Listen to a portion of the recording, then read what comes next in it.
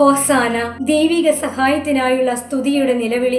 ഓർശ്ലേമിന്റെ തെരുവീഥിയിൽ രാജാതിരാജനായ ഈശോ പാവപ്പെട്ട ജനങ്ങളുടെ മുഴങ്ങിക്കേൾക്കുന്ന ഹോസാന ജയവിളിയുടെ നിലയ്ക്കാത്ത സ്തുതിപ്പിന്റെ മധ്യത്തിലൂടെ ജെറുസലേം ദേവാലയത്തിലേക്ക് പ്രവേശിക്കുന്നു. വിനീതനായി എളിമയുടെയും വിനയത്തിന്റെയും പര്യായമായി ഒരു സാധാരണക്കാരന്റെ യാത്രയിൽ അവനെ സഹായിക്കുന്ന ഒരു കഴുതക്കുട്ടിയുടെ പുറത്ത് ഈ ലോകത്തിന്റെ സർവ്വ അധികാരവുമായുള്ള ദൈവപുത്രൻ കടന്നു പോവുകയാണ്. ഓശാന ഞായറാഴ്ചത്തെ ഘോഷയാത്രകൾ അത് ആഘോഷ അല്ല, ആരവങ്ങളുടെ ജയഭേരികളുടെ അല്ല, പിന്നെയോ ഒരു ശുദ്ധീകരണത്തിനുള്ള യാത്രയായിരുന്നു. നമുക്ക് വേണ്ടി ഇന്ന് ജയ് വിളിക്കുന്നവർ നാളെ നമ്മെ കുരിശിന്റെ വഴിയിലേക്ക് നയിക്കുന്നവരായിരിക്കും. ഓശാന ജയ്വിളികളുടെ മധ്യത്തിലൂടെ കടന്നുപോയ യേശു തമ്പുരാൻ നമ്മോട് പറയുന്നത്, എന്നും നിന്റെ ജീവിതത്തിൽ ഓശാനയുണ്ടാവില്ല, എന്നാൽ സന്തോഷമാകുന്ന ദുഃഖങ്ങളാകുന്ന സൈത്തിൻ കൊമ്പുകളും ഒലിവ് ശിഖരങ്ങളും ഏന്തി എന്റെ യാത്രയിൽ നീയും യാത്രക്കാരനായി മാറിയാൽ സ്വർഗരാജ്യത്തിൽ നിരന്തരം ഓശാന ഗീതം പാടാൻ കഴിയും നമുക്ക് ഓരോരുത്തർക്കും.